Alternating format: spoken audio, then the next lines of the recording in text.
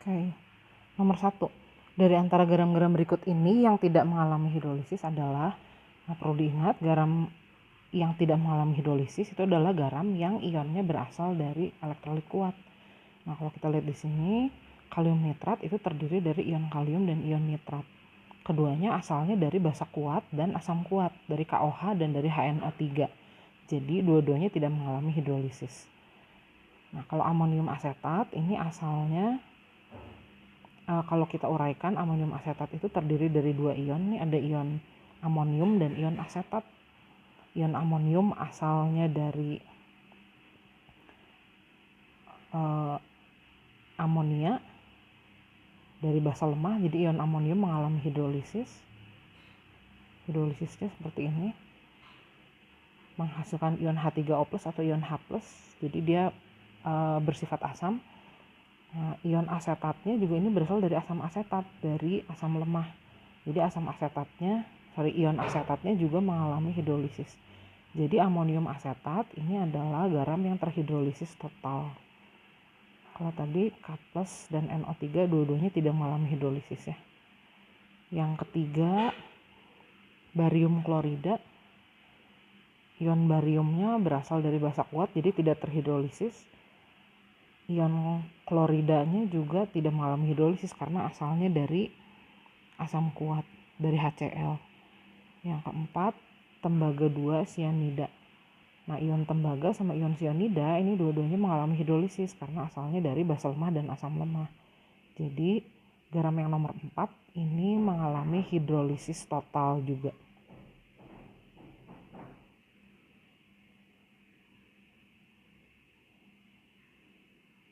Nah, yang ditanya di soal itu adalah garam yang tidak mengalami hidrolisis. Jadi jawabannya nomor 1 dan 3.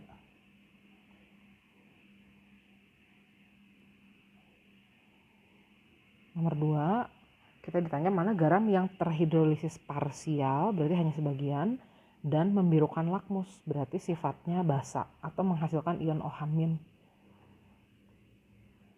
Nah, garam ini berarti harus terbentuk dari asam lemah supaya ionnya terhidrolisis dan basa kuat, jadi supaya sifatnya basa. Jadi pilihan nomor 1 udah gak mungkin karena basanya lemah. Pilihan nomor 3 juga udah gak mungkin karena ini juga Fe-nya asalnya dari basa lemah. Nah, jadi kita tinggal lihat nomor 2 dan nomor 4. Yang nomor 2, ion yang mengalami hidrolisisnya ion bikarbonat atau ion hidrogen karbonatnya nih. Na-nya tidak mengalami hidrolisis. Nah, kalau kita tuliskan reaksi hidrolisisnya dihasilkan ion OH-, berarti betul garam ini terhidrolisis sebagian, hanya anionnya, dan menghasilkan ion OH-. Yang keempat, kalsium asetat, ion kalsiumnya itu tidak mengalami hidrolisis, hanya ion asetatnya. Karena ion kalsium asalnya dari basa kuat, sementara ion asetat asalnya dari asam lemah. Jadi ini juga akan menghasilkan ion OH- pada reaksi hidrolisisnya. Jawabannya 2 dan 4 berarti ya. Nomor 3, 1,32 gram padatan amonium sulfat. Amonium itu NH4+, sulfat SO4 2-. Jadi amonium sulfat rumusnya adalah NH4 2 kali SO4 sebanyak 1,32 gram. MR-nya 132, berarti kalau kita ingin menghitung molnya tinggal 1,32 dibagi 132. Satuan MR atau massa molekular relatif adalah gram per mol. Nah, jadi kita dapat molnya berarti 0,01 mol ya. Volumenya 500 ml.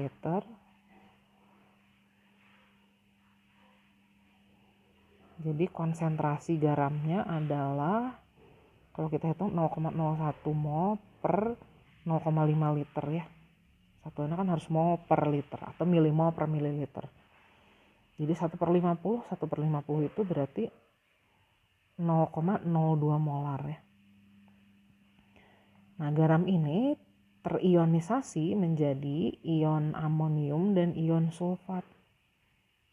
Nah, ion amoniumnya berarti konsentrasinya 0,04 molar. Yang mengalami hidrolisis itu adalah ion amonium. Kalau terhidrolisis akan akan dihasilkan ion H3O+ atau garam kita bersifat asam. Jadi kita bisa hitung konsentrasi ion H+-nya. Gini caranya. Nah, KW kalau nggak ada informasi berarti kan 10 pangkat min 14. Ka-nya 10 pangkat min 5. Konsentrasi ion terhidrolisisnya, ion amoniumnya 4 kali 10 pangkat min 2. Nah itu kalau dihitung jadi jawabannya konsentrasi ion H+-nya itu 2 dikali 10 pangkat min 5,5.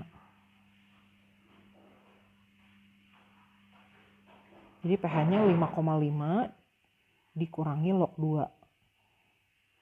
Log 2 itu 0,3. Jadi 5,5 dikurangi 0,3. Jawabannya 5,2. Nomor 4, kita akan membuat 1 liter garam dengan pH 9. Berarti garamnya bersifat basa. Kalau gitu kita konversi pOH-nya jadi 5. Konsentrasi ion OH- berarti 10 pangkat min 5. Nah, garam ini yang akan dilarutkan dalam air adalah garam natrium asetat.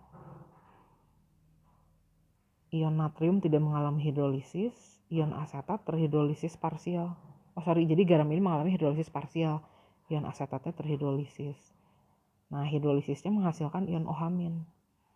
Cara menghitung konsentrasi ion OH-nya adalah, karena ini adalah garam basa, seperti ini. Nah, kita udah tahu nih konsentrasi ion OH-nya. Ka-nya ada di soal 10 pangkat min 5. Nah, kita bisa hitung konsentrasi ion asetat. Kalau dihitung konsentrasi ion asetatnya adalah 10 pangkat min 1 molar ya. Nah, sekarang baru kita hitung nih berapa massa natrium asetatnya. Ini natrium asetat nih. Kalau ion asetatnya itu 0,1 molar, nih tadi diperoleh dari perhitungan yang ini ya. Berarti garam natrium asetatnya juga 0,1 molar. Tinggal kita hitung berapa massanya. Gitu ya. Ini M per MR-nya adalah mol. Jadi 0,1 sama dengan massa dibagi MR. MR-nya ada di soal 82, massanya 1 liter. Jadi massa natrium asetat yang dibutuhkannya 8,2 gram. Satunya udah gram ya karena tadi kita masukkan volumenya dalam liter. Nomor 5, kita ditanya pH larutan barium asetat. Barium ion Ba2+, asetat CH3COO-.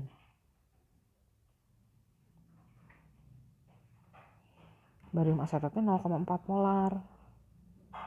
Berarti ion asetatnya 0,8 molar.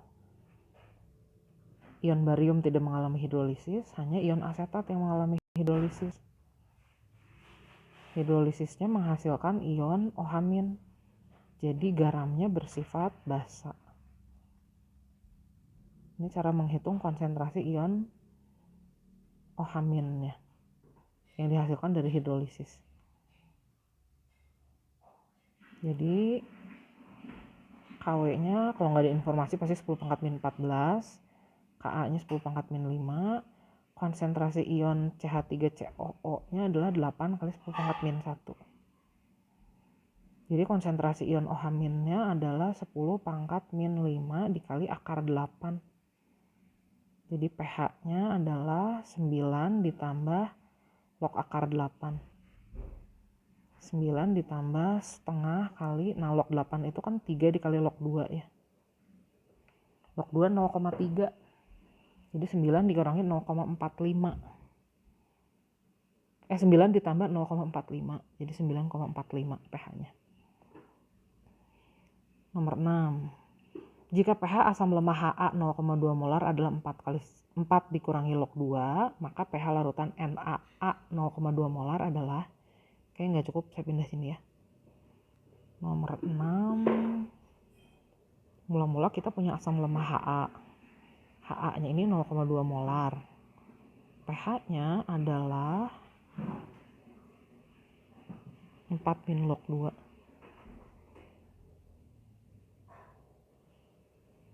Berarti konsentrasi ion H plusnya di sini adalah 2 dikali 10 pangkat min 4. Untuk asam lemah, konsentrasi ion H plus itu gini cara menghitungnya.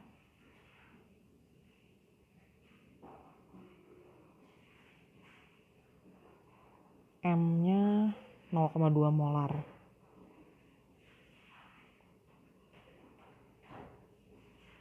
Jadi Ka-nya kalau dihitung 2 dikali 10 pangkat min 7. Nah, sekarang baru kita lihat garam NaA. Garam NaA-nya ini konsentrasinya 0,2 molar. Berarti ion-ionnya juga sama ya, 0,2 molar. Nah, ion natrium tidak mengalami hidrolisis karena asalnya dari basa kuat. Yang mengalami hidrolisis itu adalah ion A minusnya. Hidrolisisnya menghasilkan ion OH-.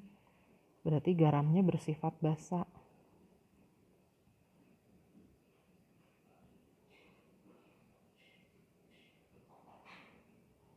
Jadi kita tinggal hitung. KW 10 pangkat min 14, Ka-nya ada, tadi udah dihitung 2 kali 10 pangkat min 7. Konsentrasi A minusnya 2 kali 10 pangkat min 1. Nah, jadi konsentrasi ion OH-nya adalah akar 10 pangkat min 8 atau 10 pangkat min 4. Berarti pH larutan garamnya 10. pOH-nya 4 ya. pH-nya jadi 10.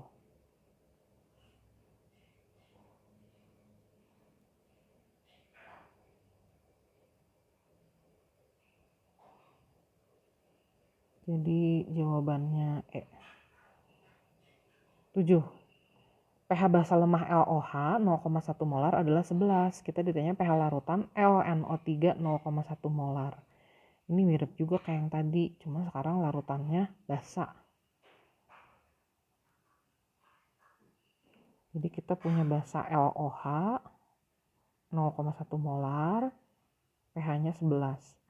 Berarti kan pOH-nya 3. Berarti konsentrasi ion OH-nya 10 pangkat min 3. Konsentrasi ion OH- pada basa lemah, cara menghitungnya begini.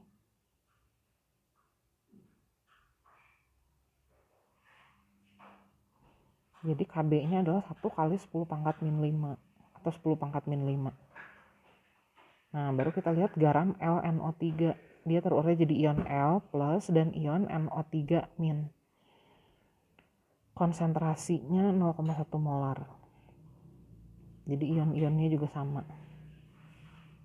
Yang mengalami hidrolisis pasti ion L plus. Ion nitrat tidak mengalami hidrolisis karena asalnya dari asam kuat, asam nitrat.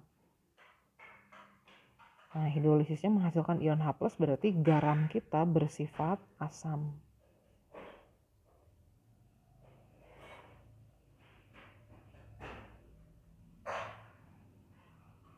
Kb-nya tadi udah dihitung 1 kali 10 pangkat min 5. H plusnya 10 pangkat min 1 dari sini. Jadi H plusnya 10 pangkat min 5 ya. Berarti pH-nya 5.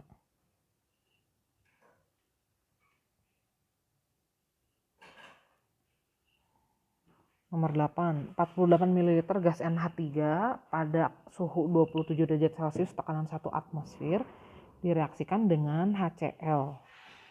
Kita diberitahu KBNH3 dan kita ditanya berapa pH campurannya. Pertama kita lihat dulu gas NH3. Kita akan selalu harus berasumsi bahwa gas NH3 itu adalah gas ideal. Nah, pada gas ideal berlaku persamaan ini. Tekanannya 1 atmosfer, volumenya 48 ml. Jumlah molnya mau kita hitung, tetapan gas idealnya 0,08, suhunya 27 derajat Celcius, berarti 300 Kelvin. Nah, dari sini kita dapat berapa jumlah molnya dulu. Jadi 2 milimol. Direaksikan dengan HCl. HCl-nya ini bentuknya larutan.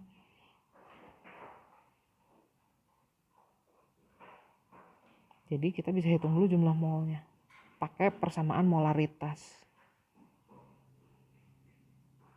Nah, baru keduanya kita reaksikan, NH3 dengan HCl. Nah, asumsinya gini, bayangkan kalau ada gas disemprotkan ke larutan, volume larutannya itu nggak akan bertambah. Jadi nanti volume total campuran kita hanya ditentukan dari volume HCl. Karena kita menghitung pH larutan cair ya, bukan gasnya, bukan sistem gas. Nah, di sini dihasilkan 2 milimol garam amonium klorida. Volumenya tadi kita anggap volume total HCl aja, volume larutannya, volume cairannya. Volume gas tidak diperhitungkan. Jadi volumenya dianggap total tetap 20 ml. Berarti konsentrasinya 2/20 ya, atau 0,1 molar.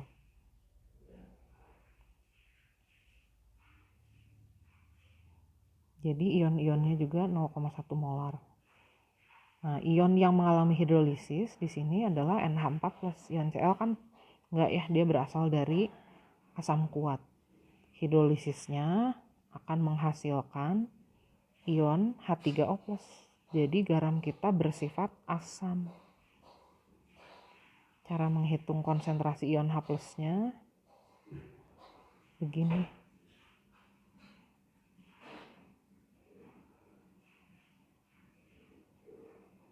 KB-nya kayaknya ada deh di soal. Ya, 1 kali 10⁻⁵ dikali konsentrasi ion NH4+ ini.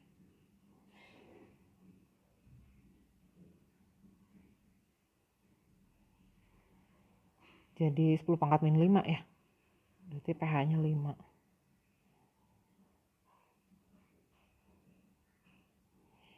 Nomor 9, 200 ml kalsium hidroksida 0,1 molar direaksikan dengan 200 ml asam asetat 0,2 molar.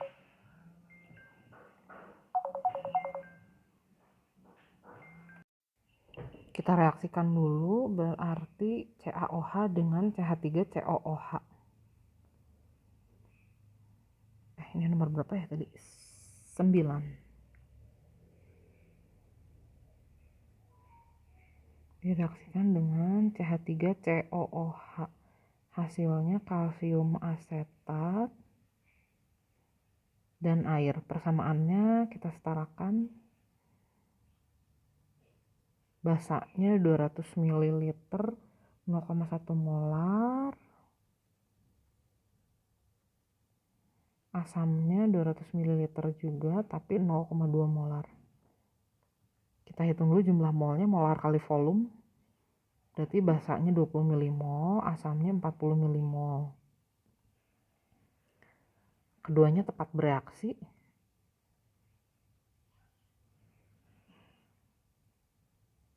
Jadi kita punya garam kalsium asetat sebanyak 20 milimol. Nah, garam ini terionisasi jadi ion kalsium dan ion asetat.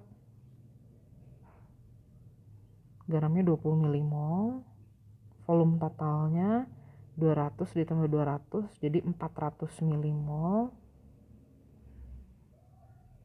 400 ml, satuan volume kan ya. Jadi molaritasnya 20/400 atau 1/20 atau 0,05 molar. Nah, jadi ion-ionnya konsentrasinya bisa kita hitung juga. Nah, yang mengalami hidrolisis itu hanya ion asetat. Ion kalsiumnya berasal dari basa kuat, dia tidak mengalami hidrolisis. Jadi hanya ion asetat aja yang mengalami hidrolisis. Hidrolisisnya seperti ini, akan menghasilkan ion OH-, berarti larutan garam kita bersifat basa. Jadi kita hitung konsentrasi ion OH- yang akan dihasilkannya. Larutan ini nanti akan jadi basa karena ada tambahan konsentrasi ion OH- di larutannya. Ka-nya kita lihat ada nggak ya di soal? Oh, ada, 10⁻⁵. Konsentrasi ion asetatnya ini 0,1 molar. Jadi konsentrasi ion OH- 10 pangkat min 5 molar, berarti pOH-nya 5, pH-nya 9.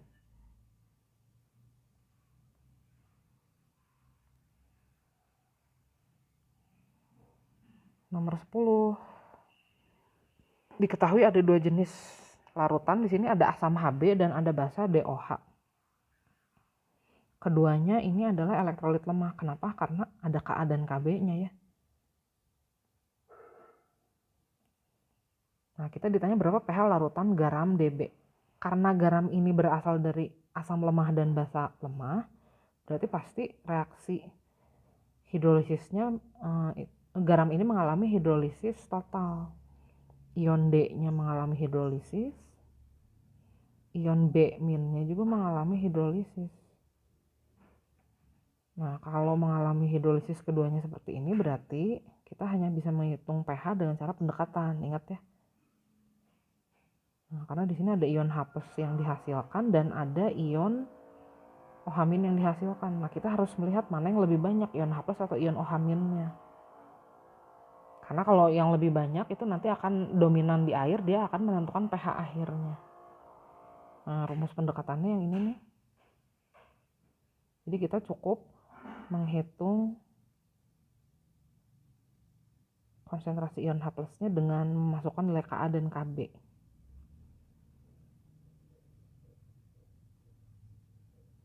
Kb-nya 2 kali 10 pangkat min 5. Kalau dilihat-lihat sih ini Kb-nya lebih besar ya.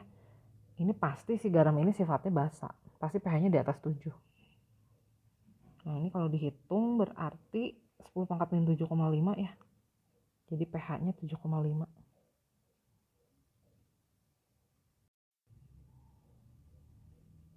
Nomor 11, sebanyak 100 ml amonium klorida 0,2 molar dicampurkan dengan amonium sulfat. Nah, amonium klorida itu NH4Cl 100 ml 0,2 molar.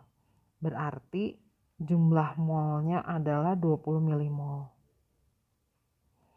Dicampurkan dengan amonium sulfat. Amonium sulfat itu NH4 2 kali SO4. 100 ml 0,1 molar. Berarti jumlah molnya 10 milimol. Nah, kedua larutan ini adalah larutan garam. Jadi dianggap terurai seluruhnya menjadi kation dan anionnya. Nah, kedua garam ini punya kesamaan, sama-sama memiliki kation NH4+ dengan jumlah mol yang sama juga kebetulan ya. Karena ini kan koefisiennya 2 nih. Nah, ion-ion NH4+ itu kalau kita totalkan jumlahnya jadi 40 milimol. Kalau kita hitung konsentrasinya, berarti jadi 40 milimol dibagi volume totalnya. Volume totalnya pasti volume garam pertama tambah garam kedua. Nah, ini jadi 4/20 ya. Jadi 2/10 atau 0,2 molar.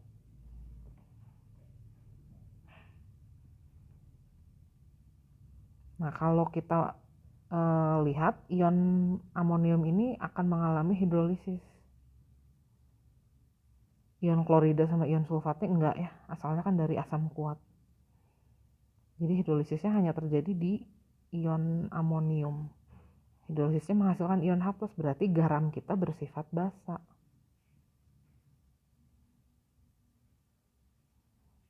Nah, konsentrasi ion NH4-nya ya kita gabungkan seluruhnya yang ada di sini. Jadi jumlah mol totalnya tadi dibagi volume totalnya. KBNH3-nya ada nih di soal 2 kali 10 pangkat min 5. Konsentrasi ion amoniumnya 2 kali 10 pangkat min 1. Nah, berarti kita dapat konsentrasi ion H+nya 10 pangkat min 5. Jadi pH-nya 5 benar. Volume total campurannya 200 ml benar. Dalam campuran tersebut terdapat ion amonium sebanyak 30 milimol, salah. Karena jumlahnya 40 milimol. 20 ditambah 20. Jadi jawaban yang benar 2 dan 3. Terakhir nomor 12, untuk membuat larutan garam dengan pH 9,1 direaksikan asam asetat dan barium hidroksida.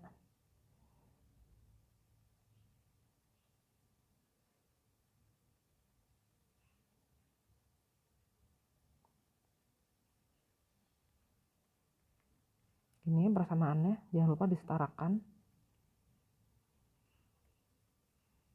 Asam asetatnya X mililiter 0,2 molar, jadi jumlah molnya 0,2 X milimol. BaOH 2 kalinya Y mililiter 0,2 molar. Nah, di soal ini udah dikasih tahu sebenarnya. Ini akan menjadi garam. Kalau jadi garam ya pasti dua-duanya harus habis. Nah, kalau dua-duanya harus habis berarti jumlah yang bereaksinya masing-masing. Kalau patokan kita CH3COOH jadi gini ya.